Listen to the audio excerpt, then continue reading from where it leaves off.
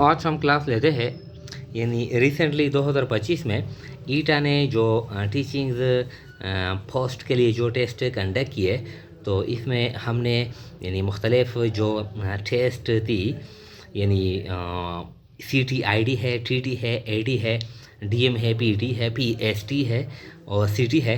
तो इसमें हमने यानी मैथमेटिक्स की तकरीबन 50-55 MCQs नोट कर लिए मुख्तलिफ टेस्टों से। तो इस पर हम वीडियो बनाएंगे। तो एक वीडियो तो हम नहीं बना सकते, यानी तकरीबन 10 या 12 MCQs हम एक वीडियो में क्लियर करेंगे। तकरीबन 5 या 6 वीडियो बनाएंगे। तो देखिए आज हम पहली वीडियो बनाते हैं। क्या कहता है कि complement of set A with respect to a universal set is. ये कहता है कि जब हम ए कंप्लीमेंट करते हैं, ए कंप्लीमेंट का क्या मतलब है, देखें ए कंप्लीमेंट का मतलब यह है कि एक यू सेट है, आप यू सेट से ए सेट माइनस करते हैं। एक सेट है हमारे पास यू जो यूनिवर्सल सेट है, इससे जब हम ए माइनस करते हैं तो जो रिज़ल्ट आता है, जो आंसर आता है, वो ए और यू में जो डिफरेंस होता है, यानी जो बकाया जो एलिमेंट होते हैं, मेंबर होते हैं, यानी सेट यू में वो रहते हैं, बाकी सेट ए के जो मेंबर होते हैं वो हम माइनस करते हैं। तो डिफरेंस ऑफ यानी universal set and A set यानी ये बराबर है ए कंप्लीमेंट का क्या मतलब है, एक हमारे पास यूनिवर्सल सेट है। यूनिवर्सल सेट का मतलब यह है कि ये एक सेट है, इसमें तकरीबन यानी 1 से लेकर 10 तक डिजिट है। और एक हमारे पास जो ए सेट है, इसमें हमारे पास है 1, 2 और 3।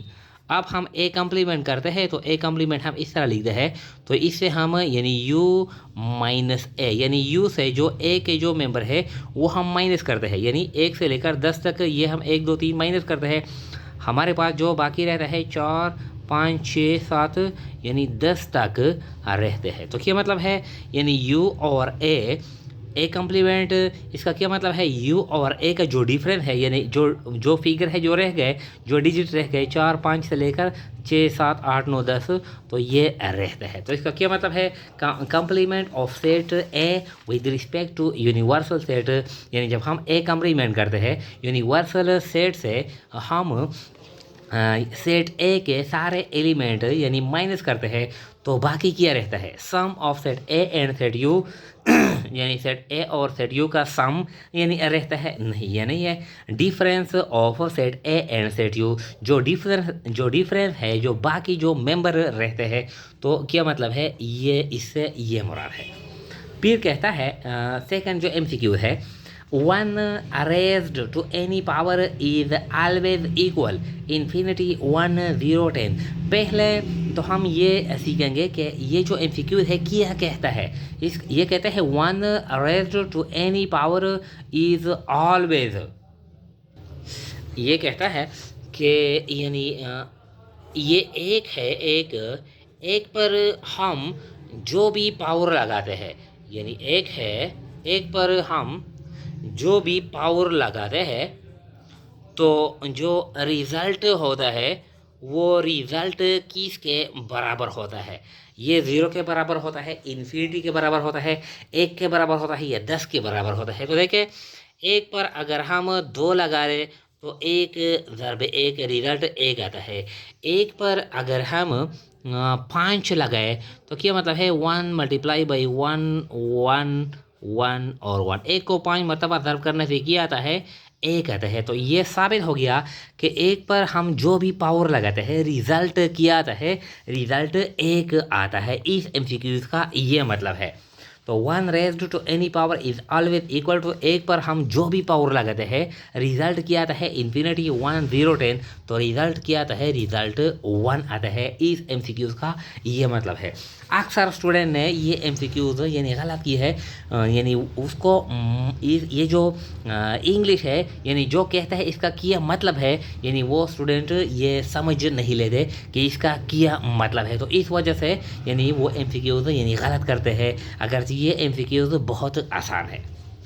फिर कहता है the fourth common multiple of 4, 8 and 16 is, यानी ये जो एक सीरीज है 4 है 8 है 16 है, इसका जो फोर्थ कॉमन मल्टीपल है वो क्या है 56 है 64 है 74 है 96 है। तो इसमें एक लॉजिक ये है कि यानी किताब ने यानी ये 4 डिजिट दिए है, एक है 4, एक है 8 और एक है 16। तो ये कहता है कि इसका जो फोर्थ कॉमन मल्टीपल है, फोर्थ कॉमन मल्टीपल ये कॉमन मल्टीपल ये क्या आता है, ये 32 आता है 64 आता है 100 आता है, जो भी आता है। तो पहले हम इसका क्या करेंगे, इसका एलसीएम लेंगे। तो एलसीएम आसान है, यानी यहाँ पर हम ये आसान करते हैं इसको। 1 4 एकम, यानी 4 को 1 में ज़रूरत है, 4 एकम 4, 4 दूने 8, 4 3 12, 4 4 16, 4 4 4 4 16, यहाँ पर है 20, यहाँ पर है 24, बस ये का भी है। फिर 8 यानी मल्टीपल के मल्टीपल जो मेथड है, 8 एकम 8, 8 दूने 16, 8 3 24, 8 4 32 और 8 5 ये 40। फिर 16 का लेते हैं, यानी 16 एकम 16, 16 दूने 32, 16 3 48 और 16 4 64। तो इसमें पहले हम एलसीएम लेते हैं। तो लीस्ट जो कॉमन मल्टीपल है 8 यहाँ पर है, यहाँ पर भी है, यहाँ पर नहीं है। तो ये क्या है, ये 16, ये लीस्ट एलसीएम हमने ले लिया। एलसीएम इन तीनों डिजिट का जो आता है ये क्या आता है, ये 16 आता है। अब ये कहता है कि इस सीरीज में फोर्थ कॉमन मल्टीपल किया है। तो अब फोर्थ कॉमन मल्टीपल 16 का आप मल्टीपल ले लें, 16 एकम 16, 16 दूने 32, 16 3 48 और 16 4 64। तो एलसीएम के बाद जो कॉमन मल्टीपल आता है 4, 1 2 3 4। तो इसका ये मतलब है कि जो फोर्थ मल्टीपल आ गया इस यानी 4 8 16 का क्या आ गया, 64 आ गया। तो अब देखें 56 है 64 है 72 है 96। तो ये 64 इस तरह आता है। ये एमसीक्यूज यानी कॉम्प्लिकेटेड है। इसमें जो पॉइंट है कि हम पहले यानी एलसीएम लेंगे, सिर्फ ये पॉइंट है, बाकी जो मेथड है वो आसान है।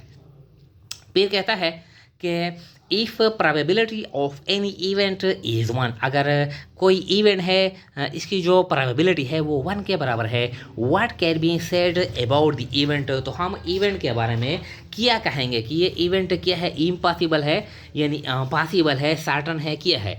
हमको पता है कि जो टोटल जो प्रोबेबिलिटी है, टोटल प्रोबेबिलिटी ये बराबर है, टोटल यानी जो प्रोबेबिलिटी है ये बराबर है 100% के या 1 के बराबर है। जो टोटल प्रोबेबिलिटी है ये 100% के बराबर है या 1 के बराबर है। तो जो भी इवेंट है, तो जो भी इवेंट यानी हो, तो इसका या प्रोबेबिलिटी या 100% हो या 1 के बराबर हो। तो इसका मतलब यह है कि ये सर्टन टू बी हैपन्ड, यानी ये बिल्कुल लाजमी ये इवेंट होगी, ये लाजमी होगी, ये श्योरिटी है, ये यकीनी है। यानी अगर 1 के बराबर है तो इसका क्या मतलब है कि ये टोटल चांसेस इस इवेंट के है सर्टन टू बी हैपन्ड, यानी ये यकीनी है कि ये इवेंट होगी। अगर मिसाल के तौर पर जो प्रोबेबिलिटी यानी 0 के बराबर है, तो इसका क्या मतलब है कि ये इवेंट हो नहीं सकती। तो इसको कहते हैं कि ये इम्पॉसिबल है, इम्पॉसिबल। तो ये 1 के बराबर है, तो क्या मतलब है, यानी सर्टन टू बी हैपन। यहाँ पर देखते हैं, it is impossible to happen, it is equal to happen, it is certain to happen, यानी 1 के बराबर है। जो टोटल जो चांसेस है 100% चांसेस है कि ये इवेंट लाजमी होगी। तो क्या है, ये जो सी ऑप्शन है ये सर्टन टू हैपन। फिर कहता है 5 कि determine the common difference of in arithmetic sequence whose first term is 2 and sixth term is 27। ये यानी एरिथमेटिक मीन्स है, ये एमसीक्यू से ली गई है। ये कहता है कि आप यानी एक हमारे पास एक सीरीज है, इसका जो पहला टर्म है वो 2 है और जो सिक्स्थ टर्म है वो 27 है, 27 है। आप क्या कर रहे हैं, यानी जो डिफरेंस है वो डिफरेंस आप मालूम कर रहे हैं। यानी हमारे पास एक सीरीज़ है, यानी जो पहला टर्म है वो 2 है, तो इस तरह हमारे पास दूसरा है, तीसरा है, चौथा है, पांचवा है। यहाँ पर जो सिक्स्थ टर्म है, सिक्स्थ टर्म ये क्या कहता है, ये 27 है। तो ये कहता है कि ये फर्स्ट टर्म है, फर्स्ट टर्म। और यहाँ पर एक सेकंड टर्म होगा, एक थर्ड होगा, फोर्थ होगा, फिफ्थ होगा, यहाँ पर ठीक है। तो ये कहते हैं कि ये फर्स्ट और सेकंड के दरमियान जो डिफरेंस है वो डिफरेंस क्या है, 2 है, 3 है, 5 है, 7 है, 8 है, क्या है डिफरेंस। तो डिफरेंस के लिए हमारे पास जो फार्मूला है वो हम फार्मूला भी, यानी हमारे पास जो फार्मूला है ये है कि यानी a n is equal to A1 plus n-1 into D, यानी जो डिफरेंस बताता है कि n यानी जो नंबर है और A1 यानी जो पहला जो हमारे पास तो फर्स्ट टर्म है, प्लस n यानी जो बताता है कि जो 6 टर्म है, 7 टर्म है, 8 टर्म है, इससे हम एक माइनस करेंगे और फिर जो डिफरेंस है वो डिफरेंस हम मालूम करेंगे। तो ये कहते हैं कि ये जो an है, यानी जो यहाँ पर 27 दी गई है और फर्स्ट टर्म क्या है, फर्स्ट टर्म 2 है, यानी जो फर्स्ट टर्म है 2 है,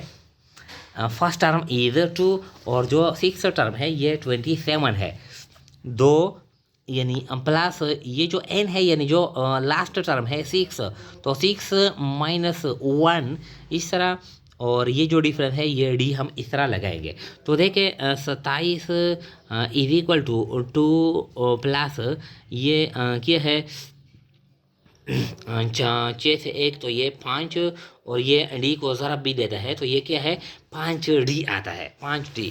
तो ये जो हम लगाएंगे, यानी यहाँ पर आ गया 27 इज इक्वल टू 2 प्लस यानी 5D, ये इस तरह इक्वेशन आ गया। तो 27 minus 2 is equal to 5D, तो ये आ गया 25 इज इक्वल टू 5D।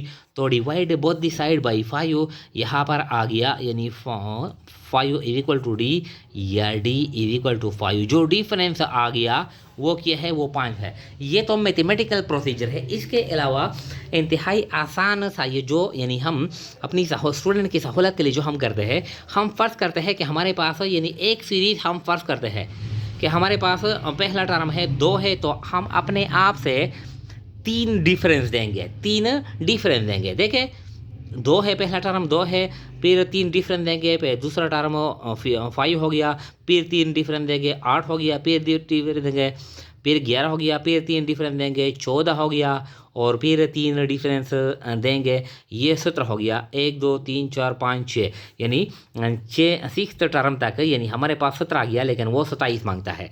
अब जो सेकंड सीरीज हम 4 डिफरेंस देते हैं, 2 है हम 4 डिफरेंस देते हैं, 6 है, फिर 10 है, फिर 14 है, फिर 18 है, और फिर 22 है। 1 2 3 4 5 6 टर्म हमने यानी लगाए, लेकिन जो डिफरेंस जो लास्ट टर्म हमारे पास 22 आ गया।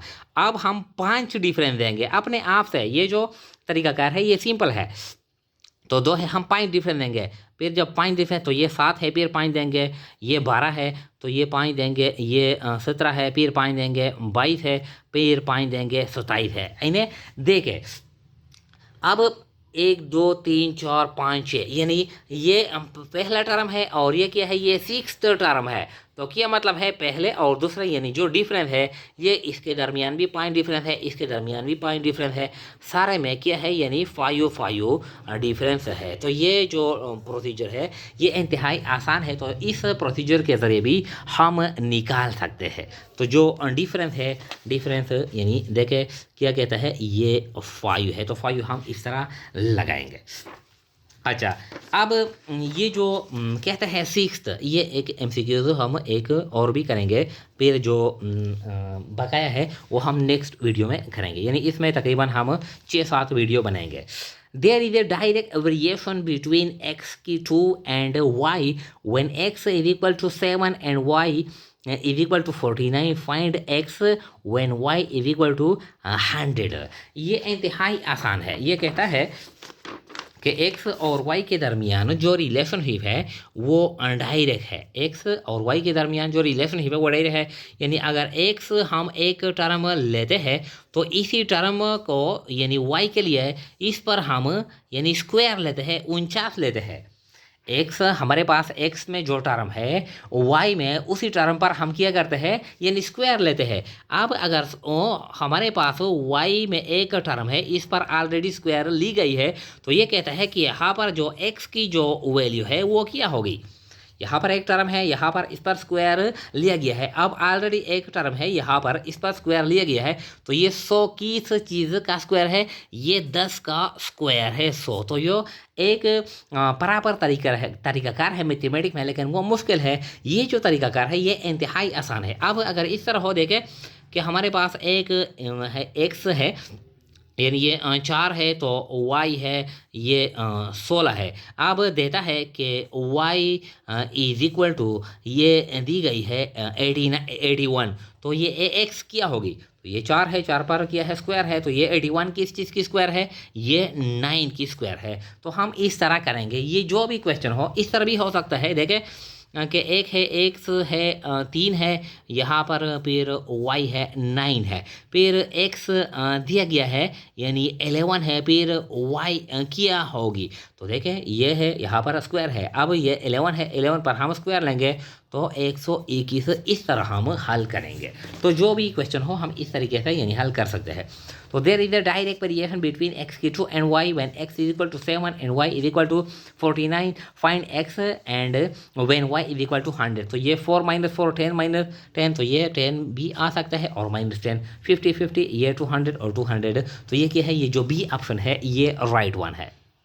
बाकी जो MCQs है तकरीबन ये 50-55 MCQs है, इसको तकरीबन हम 6-7 लेक्चर में क्लियर करेंगे। इस पे हम नेक्स्ट वीडियो बनाएंगे।